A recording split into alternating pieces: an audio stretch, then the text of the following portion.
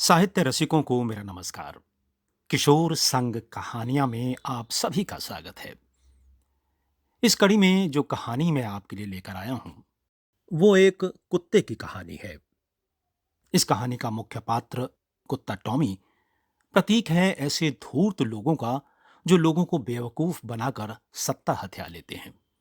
ऐसे स्वार्थी और लोभी लोगों का जो अपनी चालाकियों से सुख हासिल कर लेते हैं, किंतु फिर सदा उन्हें यही डर सताता है कि कहीं उनकी सत्ता कोई और न हथिया ले। वो हमेशा इसी चिंता से ग्रस्त रहते हैं कि उनका सुख कोई और न छीन ले। उनका ये डर, उनकी ये चिंता क्या उन्हें प्राप्त सुखों का भोग करने देती है? ऐसे लोगों का क्या हश्र होता है? जानने के लिए सुनिए मुंशी प्रेमचंद की लिखी ये कहानी अधिकार चिंता। टॉमी यूं तो देखने में बहुत तगड़ा था। भौंकता तो सुनने वाले के कानों के पर्दे फट जाते। डील डॉल भी ऐसा कि अंधेरी रात में उस पर गधे का भ्रम हो जाता। लेकिन उसकी श्वानोचित वीरता किसी संग्राम क्षेत्र में प्रमाणित न होती थी। दो चार दफे जब बाजार के लेडियों ने उसे चुनौती दी तो वो उनका गर्व मर्दन करने के लिए मैदान में आया। और देखने वालों का कहना है कि जब तक लड़ा, जीवट से लड़ा। नखों और दांतों से ज्यादा चोटें उसके दुम ने की। निश्चित रूप से नहीं कहा जा सकता कि मैदान किसके हाथ रहा, किंतु जब उस दल को कुमक मंगानी पड़ी तो रणशास्त्र के नियमों के अनुसार विजय का श्रेय टॉमी को ही देना उचित न्यायकूल जान पड़ता है। टॉमी ने उस अवसर पर कौशल से काम लिया और दांत निकाल लिए, जो संधि की याचना थी। किंतु तब से उसने ऐसे सन्नीति विहीन प्रतिद्वंदियों के मुंह लगना उचित न समझा। इतना शांति प्रिय होने पर भी टॉमी के शत्रुओं की संख्या दिनों दिन बढ़ती जाती थी। उसके बराबर वाले उससे इसलिए जलते कि वो इतना मोटा ताजा होकर भी इतना भीरू क्यों है। बाजारी दल इसलिए जलता कि टॉमी के मारे घूरों पर की हड्डियां भी न बचने पाती थीं। वो घड़ी रात रहे उठता और हलवाइयों की दुकानों के सामने के दोने और पत्तल, कसाई खाने के सामने की हड्डियां और छीछड़े चबा डालता। अतएव इतने शत्रुओं के बीच में रहकर टॉमी का जीवन संकटमय होता जाता था। महीनों बीत जाते और पेट भर भोजन न मिलता। दो तीन बार उसे मनमाने भोजन करने की ऐसी प्रबल इच्छा हुई कि उसने संदिग्ध साधनों द्वारा उसको पूरा करने की चेष्टा की। पर जब परिणाम आशा के प्रतिकूल हुआ और स्वादिष्ट पदार्थों के बदले अरुचिकर दुराग्रह वस्तुएं भरपेट खाने को मिली, जिससे पेट के बदले कई दिन तक पीठ में विषम वेदना होती रही, तो उसने विवश होकर फिर सन्मार्ग का आश्रय लिया। पर डंडों से पेट चाहे भर गया हो, वो उत्कंठा शांत न हुई। वो किसी ऐसी जगह जाना चाहता था जहां खूब शिकार मिले। खरगोश, हिरन, भेड़ों के बच्चे मैदानों में विचर रहे हों और उनका कोई मालिक न हो। जहां किसी प्रतिद्वंद्वी की गंध तक न हो। आराम करने को सघन वृक्षों की छाया हो, पीने को न देगा पवित्र जल। वहां मनमाना शिकार करूं, खाऊं और मीठी नींद सोऊं। वहां चारों ओर मेरी धाक बैठ जाए, सब पर ऐसा रौब छा जाए कि मुझी को अपना राजा समझने लगे। और धीरे धीरे मेरा ऐसा सिक्का बैठ जाए कि किसी द्वेषी को वहां पर पैर रखने का साहस ही ना हो। संयोगवश एक दिन इन्हीं कल्पनाओं के सुख स्वप्न देखता हुआ सिर झुकाए सड़क छोड़कर गलियों से चला जा रहा था कि सहसा एक सज्जन से उसकी मुठभेड़ हो गई। टॉमी ने चाहा कि बचकर निकल जाऊं, पर वो दुष्ट इतना शांतिप्रिय न था। उसने तुरंत झपट कर टॉमी का टेटुआ पकड़ लिया। टॉमी ने बहुत अनुनय विनय की, गिड़गिड़ा कर कहा, ईश्वर के लिए मुझे यहां से चले जाने दो। कसम ले लो जो इधर पैर रखूं, मेरी शामत आई थी कि तुम्हारे अधिकार क्षेत्र में चला आया। पर उस मदांध और निर्दय प्राणी ने जरा भी रियायत न की। अंत में हार कर टॉमी ने कदर्भ स्वर में फरियाद करनी शुरू की। ये कोलाहल सुनकर मोहल्ले के दो चार नेता लोग एकत्र हो गए, पर उन्होंने भी दीन पर दया करने के बदले उल्टे उसी पर दंत प्रहार करना शुरू किया। इस अन्यायपूर्ण व्यवहार ने टॉमी का दिल तोड़ दिया। वो जान छुड़ाकर भागा। उन अत्याचारी पशुओं ने बहुत दूर तक उसका पीछा किया, यहां तक कि मार्ग में एक नदी पड़ गई और टॉमी ने उसमें कूद कर अपनी जान बचाई। कहते हैं एक दिन सबके दिन फिरते हैं। टॉमी के दिन भी नदी में कूदते ही फिर गए। कूदा था जान बचाने के लिए, हाथ लग गए मोती। तैरता हुआ उस पार पहुंचा तो वहां उसकी चिर संचित अभिलाषाएं मूर्तिमती हो रही थीं। ये एक विस्तृत मैदान था। जहां तक निगाह जाती थी, हरियाली की छटा दिखाई देती थी। कहीं नालों का मधुर कलरव था, कहीं झरनों का मंद गान, कहीं वृक्षों के सुखद पुंज थे, कहीं रेत के सपाट मैदान। बड़ा सुरम्य मनोहर दृश्य था। यहां बड़े तेज नखों वाले पशु थे, जिनकी सूरत देखकर टॉमी का कलेजा दहल उठता था। पर उन्होंने टॉमी की कुछ परवाह न की। वे आपस में नित्य लड़ा करते थे, नित्य खून की नदी बहा करती थी। टॉमी ने देखा, यहां इन भयंकर जंतुओं से पेश न पा सकूंगा। उसने कौशल से काम लेना शुरू किया। जब दो लड़ने वाले पशुओं में एक घायल और मुर्दा होकर गिर पड़ता, तो टॉमी लपक कर मांस का कोई टुकड़ा ले भागता और एकांत में बैठकर खाता। विजयी पशु विजय के उन्माद में उसे तुच्छ समझकर कुछ न बोलता। अब क्या था, टॉमी के पौ 12 हो गए। सदा दिवाली रहने लगी। न गुड़ की कमी थी, न गेहूं की। नित्य नए पदार्थ उड़ाता और वृक्षों के नीचे आनंद से सोता। उसने ऐसे सुख स्वर्ग की कल्पना भी न की थी। वो मरकर नहीं, जीते जी स्वर्ग पा गया। थोड़े ही दिनों में पौष्टिक पदार्थों के सेवन से टॉमी की चेष्टा ही कुछ और हो गई।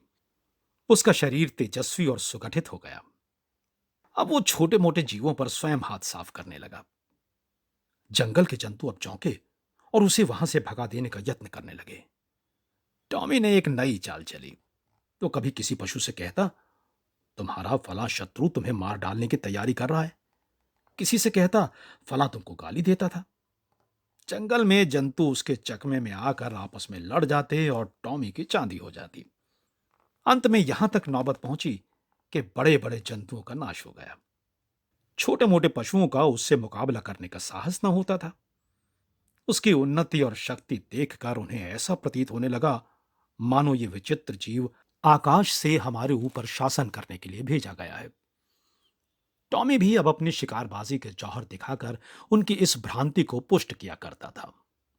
बड़े गर्व से कहता, परमात्मा ने मुझे तुम्हारे ऊपर राज्य करने के लिए भेजा है। ये ईश्वर की इच्छा है। तुम आराम से अपने घर में पड़े रहो। मैं तुमसे कुछ न बोलूंगा। केवल तुम्हारी सेवा करने के पुरस्कार स्वरूप तुम में से एक आध का शिकार कर लिया करूंगा। आखिर मेरे भी तो पेट है। बिना आहार के कैसे जीवित रहूंगा और कैसे तुम्हारी रक्षा करूंगा।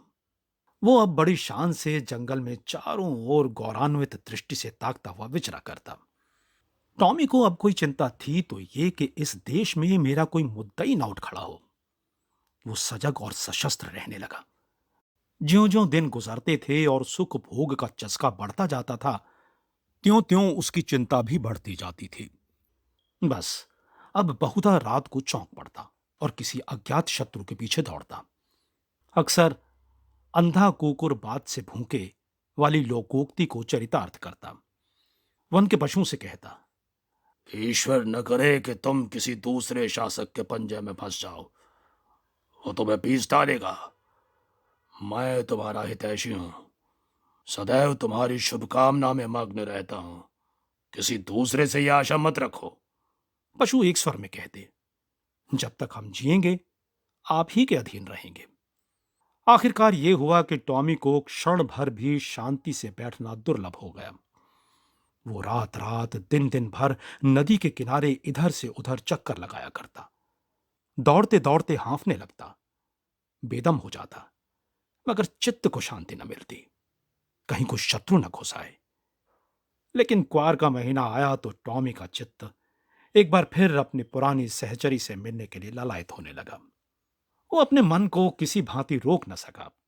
वो दिन याद आया जब वो दो चार मित्रों के साथ किसी प्रेमिका के पीछे गली गली और कूचे कूचे में चक्कर लगाता था।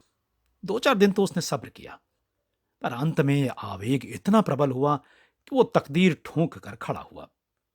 उसे अब अपने तेज और बल पर अभिमान भी था। दो चार को तो वही मजा चखा सकता था। किंतु नदी के इस पार आते ही उसका आत्मविश्वास प्रातःकाल के तम के समान फटने लगा। उसकी चाल मंद पड़ गई। आप ही आप सिर झुक गया, दुम सिकुड़ गई। मगर एक प्रेमिका को आते देखकर वो विवल हो उठा, उसके पीछे हो लिया। प्रेमिका को उसकी वो कुचेष्टा अप्रिय लगी। उसने तीव्र स्वर से उसकी अवहेलना की। उसकी आवाज सुनते ही उसके कई प्रेमी आ पहुंचे और टॉमी को वहां देखते ही जामे से बाहर हो गए। टॉमी सिटपटा गया। अभी निश्चय न कर सका था कि क्या करूं कि चारों ओर से उस पर दांतों और नखों की वर्षा होने लगी। भागते ही न बन पड़ा। देह लहूलुहान हो गई। भागा भी तो शैतानों का एक दल पीछे था।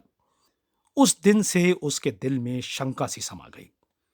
हर घड़ी ये भय लगा रहता कि आक्रमणकारियों का दल मेरे सुख और शांति में बाधा डालने के लिए, मेरे स्वर्ग को विध्वंस करने के लिए आ रहा है। यह शंका पहले भी कम न थी, अब और भी बढ़ गई। एक दिन उसका चित्त भय से इतना व्याकुल हुआ कि उसे जान पड़ा शत्रु दल आ पहुंचा। वो बड़े वेग से नदी के किनारे आया और इधर से उधर दौड़ने लगा। दिन बीत गया, रात बीत गई, पर उसने विश्राम न लिया। दूसरा दिन आया और गया, पर टॉमी निराहार निर्जल नदी के किनारे चक्कर लगाता रहा। इस तरह 5 दिन बीत गए। टॉमी के पैर लड़खड़ाने लगे, आंखों तले अंधेरा छाने लगा। क्षुधा से व्याकुल होकर गिर पड़ता, पर वो शंका किसी भांति शांत न हुई।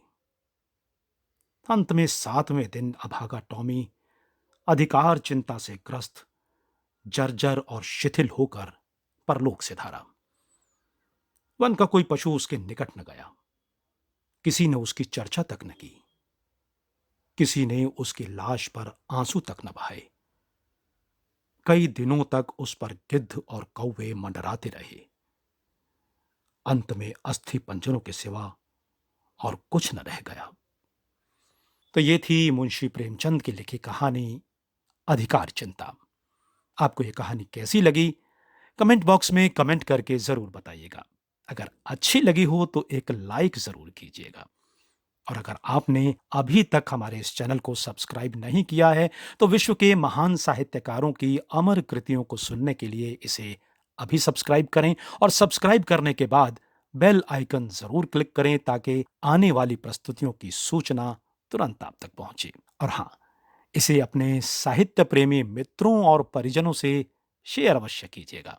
तो मिलता हूं अगली कड़ी में एक और कहानी के साथ। नमस्कार।